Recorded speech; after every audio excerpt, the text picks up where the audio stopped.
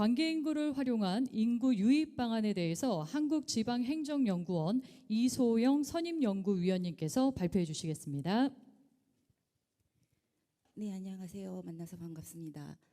한국지방행정연구원에서 왔습니다.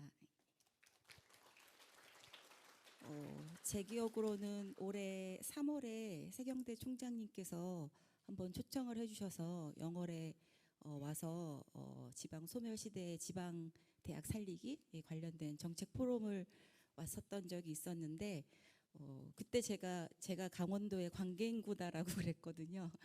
한국지방행정연구원이 원래 서울에 있다가 2017년 12월에 강원혁신도시인 원주로 이전을 해와서 사실은 주소 이전은 하지 않았지만 여전히 수도권에 거주하고 있지만 강원도로 출퇴근을 하고 있고 강원도에서 숙소를 마련하여서 월요일부터 금요일까지는 생활을 하고 있는 전형적인 관계인구라고 볼 수 있습니다. 그래서 오늘 이렇게 귀한 자리에 초대해 주셔서 너무나 감사드리는데 제가 이제 관계인구 활용한 인구 유입 방안에 관련된 주제로 말씀을 드릴 텐데 이 분야는 사실 저는 연구의 초기에 대한 연구를 그냥 진행을 했고 지금 현재 인구 감소 지역이나 이제 특별법 제정 그리고 생활인구라는 이름으로 정책화됐던 부분들을 저희 연구원에서 좀 지원 연구를 계속 하고 있기 때문에 이 관계인구를 활용한 인구 유입 방안에 대해서는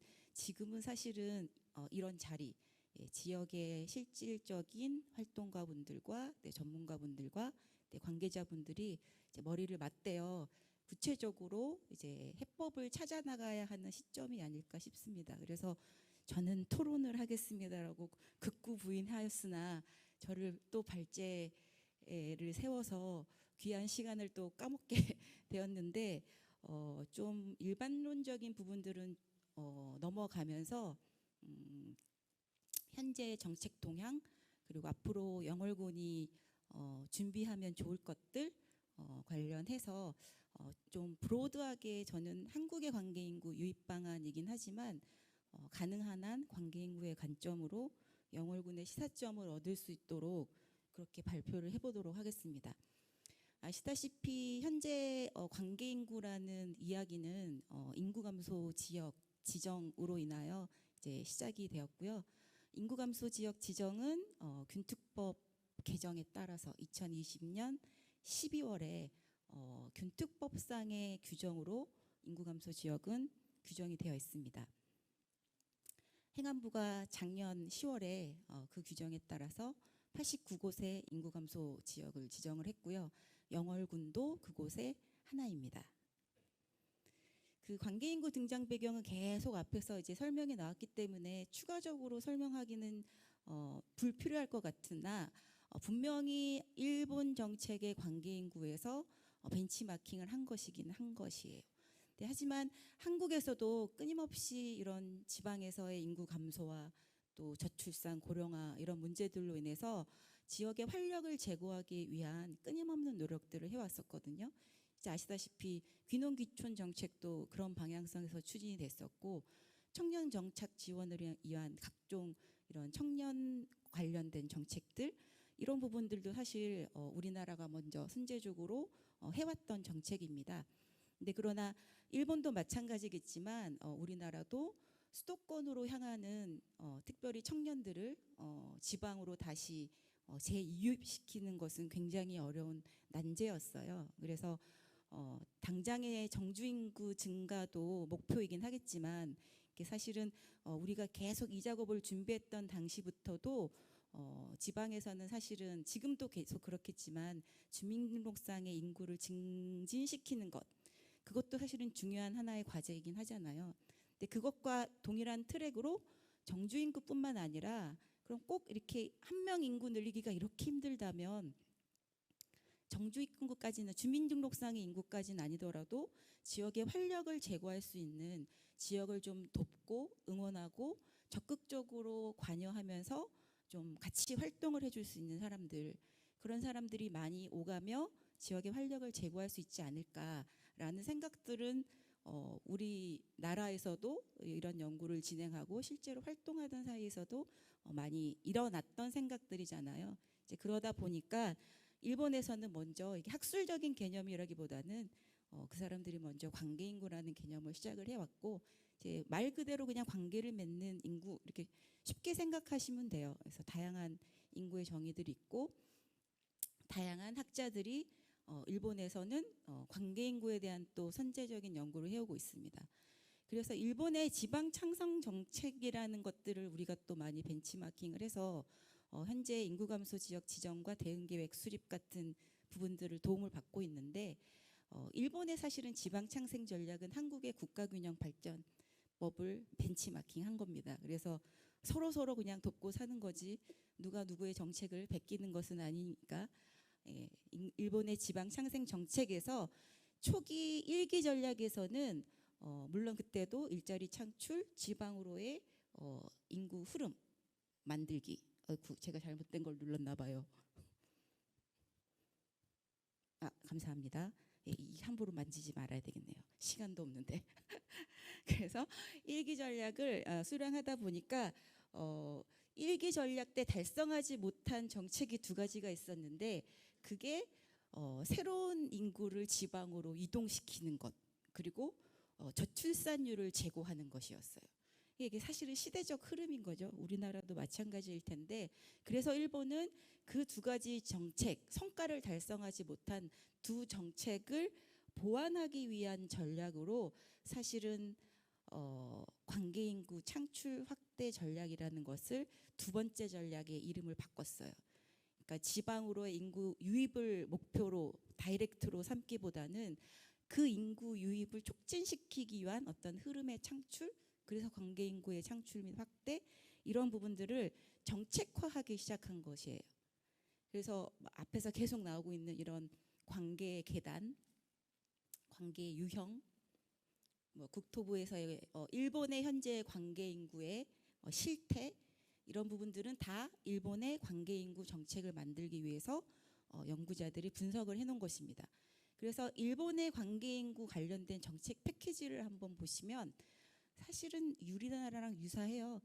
관계 인구 창출 확대를 위한 환경 정비. 어쨌든 관계 인구를 창출 확대하기 위해서는 정보 제공하는 일도 있어야 될 것이고 교류하는 것들을 지원하는 중간 지원 조직들을 지원하는 업무도 있어야 될 것이고 실태 조사하기 위해서 분석도 해야 되고 그 사람들이 왔을 때 어떻게 안내해야 되는 수용 태세도 정비해야 되고 이런 부분들이 사실은 관계 인구 좁은 의미의 창출 확대 정책이었고요. 넓은 의미로는 이렇게 다양한 관계 인구들이 이제 지역을 오가는 것들을 돕는 정책들, 아이들이 농사노촌 체험 관광을 충실히 하는 것들, 고등학생의 지역 유학을 추진하는 것, 산업인재의 환류를 촉진하는 것, 지방 거주를 조금 본격적으로 추진하기 위해서 지방의 입장에서 빈집을 정비한다든지 빈집 안내서를 알린다든지 관련된 지금 도시재생과 관련된 업무들입니다. 보시면 알겠지만 우리나라도 다 하고 있는 건데 라고 생각하실 수 있어요. 그래서 사실은 관계 인구를 자꾸 일본 거를 배울 필요는 없겠지만 다시 저도 일본의 관계 총무성에 들어가서 관계 인구를 들여다보기 시작하는데 왜 그러냐면 저희도 고향사랑 기부금제가 도입이 되다 보니까 이게 사실은 투트랙이거든요. 그러니까 지금은 일본은 이거를 고향사랑 기부금에서의 초기의 기부자들을 관계인구의 계단의 저변으로서 해석을 하고 있지만 사실은 고향 납세제는 2008년에 도입된 제도이기 때문에 일본의 입장에서는 지방재정 확충에 관련된 시도가 더 많았다고 볼 수 있습니다. 우리나라는 사실은 이제 관계인구 전략과 물론 지방 세외 수익의 확충이라는 목표도 있지만 사실은 균형 발전, 지역 경제 활성화 어떻게 보면은 이렇게 관계인구 창출을 지원하는 하나의 정책 툴로 활용을 하게 되지만 그래서 일본의 고향 납부 제도를 그 시사점을 얻을 때는 한국의 상황과는 조금 다르게 또 정책적 시사점을 얻어야 될 것 같아요. 오늘은 저는 그 얘기를 하려던 것은 아니고 그래서 일본의 관계 인구는 크게 네 가지로 유형을 구분하는데 여기에 이제 고향 납세 유형이 일본에서는 관계 심화형으로 사실은 유형화되고 있어요. 근데 사실은 그건 일본의 경우인 거고 이제 우리는 관계 창출력이나 그러니까 어떻게 그 지역에 관심이 없던 사람들을 그 지역으로 관심을 가지고 관계를 맺게 할까라는 그 부분들만 사실은 좀 시사점을 얻으면 될 것 같거든요. 그래서 뭐 주변 학대형 도시부에 소재하는 기업이나 뭐 대학교 연구실들이 해당되는 지역에 어떻게 관심을 조성하게 하는 사업들을 지원을 했었던지, 그리고 일본의 경우가 특이하게 주변 학대형이라고 외국인까지 사실은 관계 인구의 유형으로 포함을 시켰는데, 사실 이런 부분들이 조금 한국에서도 정책적으로 벤치마킹돼서 현재 법제화되어 있는 생활 인구에는 이런 부분들이 사실은 다 포괄적으로 묶여져 있는 부분이긴 합니다. 그래서 현재 법을 제가 소개를 해드리겠지만 사실은 이게 정책 도입하기 앞서서 관계인구 정책, 일본은 관계인구 이전에 교류인구라는 것도 사실은 정책 용어예요. 그러니까 이제 우리가 오가는 사람들, 뭐 관광처럼 이렇게 크게 관계 맺지 않는 사람들 이렇게 해석을 하는데, 제일 쉽게는 내가 그 지역을 방문하지 않는데 어떤 몰을 통해서 특산품을 사본 사람, 그 사람이 교류인구거든요. 그래서 그것도 수치화하고 교류인구를 증대하기 위한 정책도 사실은 다 했어요. 근데 그 자체가 크게 의미가 없다라고 생각을 해서 일본은 관계인구 정책으로 바꾼 것이거든요. 그래서 한국이 정책을 도입할 때는 한국은 교류인구 정책, 차라리 우리는 관광객이죠. 관광 아니면 뭐 도농교류라든지 귀농귀촌이라든지 기존에 있던 정책들과 다른 정책으로 관계인구 정책을 어떻게 가져갈 건지를 고민하는 것이 훨씬 낫습니다. 그래서 저는 이제 한국은 관계인구는 그냥 정주인구와 유동인구의 사이다, 그냥 이렇게 많이 설명을 해드리는데, 이건 이제 제가 처음에 작년에 이제 보고서를 썼을 당시에 제안이었고, 지금은 사실은 법이 제정이 돼 버렸어요. 그래서 우리가 관계인구라고 이야기할 때는 정책용어로 이제 이야기를 해야 되기 때문에 올해 5월달에 인구감소 지역 지원 특별법, 이제 물론 행안부가 인구감소 지역을 지정한 근거가 여기에 다시 잡혀 있게 됩니다. 그래서 아마 영월군도 이 법에 의한 지역 대응 계획을 수립한 것으로 알고 있는데, 거기 이제 관련된 내용들이 어떻게 청년을 유입하고 일자리를 창출하고 적극적으로 이제 인구들을 유입할 것인지에 대한 내용들을 지역 스스로 마련하게 되어 있습니다. 근데 이 법률은 사실은 균특법이나 다른 법률들 관련된 정책을 해보시면 대부분 뭐 있는 정책들이 다 모아져 있군 이렇게 생각을 하실 텐데, 특별한 정책이 하나가 나온 것이 생활인구예요. 그래서 생활인구 확대를 위한 정책 수행할 수 있다. 이게 사실은 관계인구거든요. 그래서 법률상에 규정되어 있는 생활인구는요, 주민등록상의 주민이 합쳐져 있어요. 그래서 관계인구를 포괄한 인구예요. 주민등록상의 주민 플러스 외국인 플러스 체류주민. 그러니까 사실은 우리가 얘기하고 있는 관계인구는 체류주민에 가까워요. 그래서 행안부가 이게 사실은 행안위에서 이 법률이 마련돼서 통과가 된 건데, 이것들을 고민해 오던 이 법률 제정가 분들은 아마 기존의 많은 지자체들이 운영하고 있는 기존 사례들을 참조를 할 수밖에 없었을 것 같아요. 그래서 이 법률이 제정되기 이전에 국내 지자체 관련 개념들은 서울시의 생활인구와 유동인구예요. 어떤 특정 시점의 토탈 인구. 그건 뭐 주민, 뭐 전 관광객 다 포함되어 있는 거잖아요. 그리고 전라북도의 체류 인구. 오늘 관련된 그 토론자분께서 이제 김동영 박사님이 얘기해 주실 것 같고, 그리고 경상북도에서는 관계인구, 체류인구라고 유사한 인구를 이제 사용해 왔어요. 그래서 이 개념이 저희가 한국에서 도입이 돼서 정책화된 것이기 때문에 앞으로는 제가 요거는 이번 슬라이드에 새로 만들었어요. 어디에도 없으니 갖다 쓰시기 바랍니다. 관계인구의 정책 보면은 당연히 방문객과 주민의 사이인데, 현재 법상의 생활인구가 과연 그러하다면 관계인구는 다시 이렇게 제정해야 할 수 있을 것 같습니다. 왜냐하면 이제 체류주민이라는 형태가 있으니까 주민등록상의 주민과 외국인을 제외한 여가, 업무, 사회적 기여 등 다양한 활동을 통해서 지역과 관계를 맺고 있는 사람들, 이 사람들을 찾아서 발굴하고 관계 맺고 적극적으로 지원하는 정책들이 해당 지역에서는 필요하다고 봅니다. 그래서 구체적으로 관계 인구를 어떻게 발굴할 것이는 지역의 여건에 따라서 구체적으로 발굴을 하면 될 것이고요. 관련된 국내 정책이 있어요. 그래서 정책을 발굴할 때는 관련된 정책과 어떻게 연결하면 좋을지를 살펴보시면 됩니다. 긍정적인 움직임은 관계 인구에 대한 정책들이 마련되어 가고 있기 때문에 이제 농특위에서도 관계 인구 정책을 마련하려고 지금 준비를 하고 있어서 제가 한번 발표를 해드린 적이 있고, 문체부에서는 이제 관광 쪽에서 이제 한국관광공사에서 살아보기 생활형 관광 활성화를 이제 관계 인구 유입 차원으로 더 추가적으로 준비를 하고 있을 것 같습니다. 이제 이런 부분들을 정책 동향들을 잘 파악을 하시면서 구체적으로 해당 지역이 관계 인구 활성화를 위해서 해야 될 일들은 일단 우리 지역의 잠재적 관계 인구를 찾아내는 게 급선무죠. 일반적인 관광객을 대상으로 하는 건 아니니까요. 그리고 관광객이 대상일 때는 그 사람들이 어떻게 하든 당일 관광객, 지나가는 관광객이 아니라 머물고 관계 맺는 관광으로 유도하기 위한 정책들을 마련해야 될 것이고, 마지막으로 그 사람들이 머물렀을 때 만족해야 사실은 또 오거든요.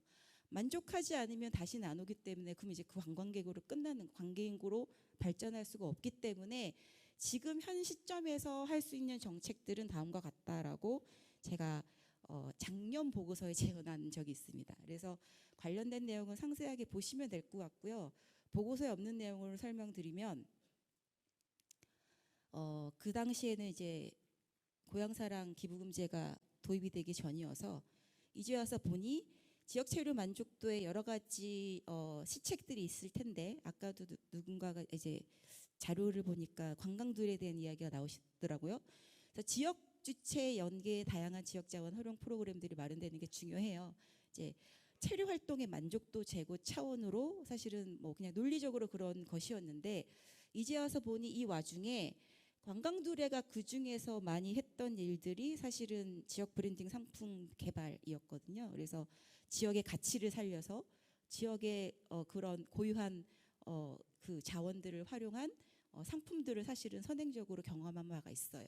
그래서 지금 앞에서 다른 분들도 일본은 그 소고기 주는데 자꾸 주고 그런 게 아니고 우리는 가치를 살린 지역 특산품 발굴이 필요하다라고 이야기를 많이 해주시잖아요. 그래서 지금은 또 다르게 또 중요하게 준비해야 될 부분이 이 답례품 시장의 개척이라는 좁은 목표를 떠나서 꼭 뭐 이제 기부금을 많이 받아내기 위한 게 아니고요. 이것도 사실 역사적으로 우리가 계속 준비해왔던 거예요. 이렇게